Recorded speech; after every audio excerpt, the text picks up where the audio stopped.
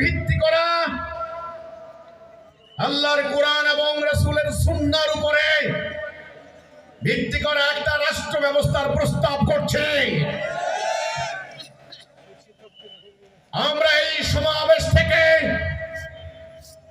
আমরা এই বার্তা দিতে চাই, প্রচলিত বিদ্যমান মানুষের তৈরি আইন বাদ দিয়ে আল্লাহর দেওয়া আইন, আল্লাহর দেওয়া বিধান কায়েম করতে হবে। আমরা প্রস্তাব করেছি মানুষের তৈরি সুদ ভিত্তিক অর্থনীতি, হানাহানির রাজনীতি বাদ দিয়ে আল্লাহর কোরআনের উপর ভিত্তি করা রাষ্ট্র ব্যবস্থা কায়েম করতে হবে।